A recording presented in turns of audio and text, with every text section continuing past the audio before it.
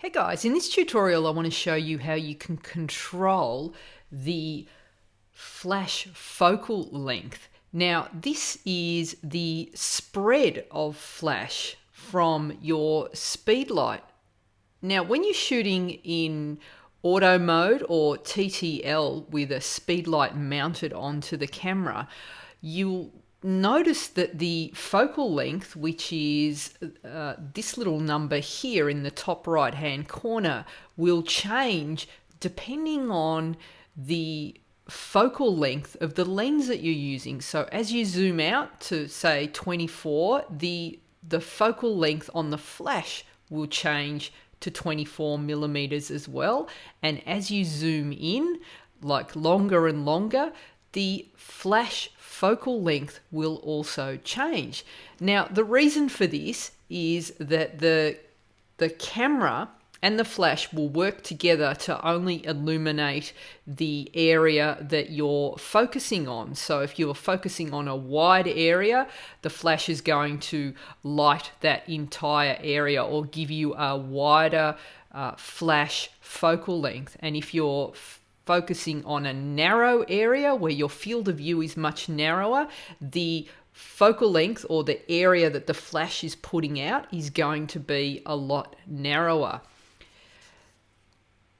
You can also change the focal length of your flash if you're shooting in manual mode and say you have your flash off camera. And this is particularly handy if you are shooting, say, a smaller group or a single portrait, or you might be lighting a large group and you have the flash off camera and set to manual mode. Let's have a look at how that looks like in a diagram and what the spread looks like. So when you're shooting at 24 millimeters and your flash focal length is set to 24 millimeters, you're going to have a much wider beam. The flash angle is going to be much wider and the coverage will be much greater. As you make the flash focal length a lot narrower, the beam is going to be a lot tighter and a lot narrower. And then some flashes will allow you to bring that angle all the way in to 200 millimeters. So you get a very, very narrow beam. Now where this gets interesting is if you want to create, say, a very hard light, and let's say you want to replicate something like sunlight, or you want to give a more dramatic look to your shots and you want to create a harder shadow, then you want a smaller, narrower light source that is going to be replicate something like sunlight, which is a small, hard light source. So the narrower your flash beam is, the harder that light source is.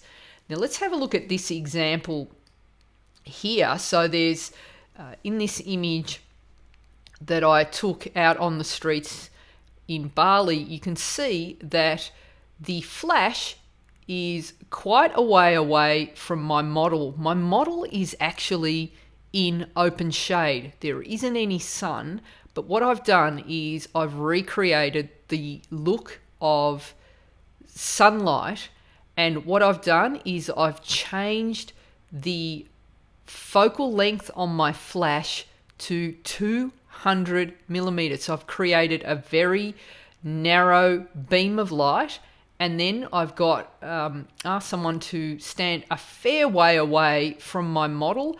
The light is held up high, and what you get is a very hard looking light source, and you'll also get a really hard looking shadow.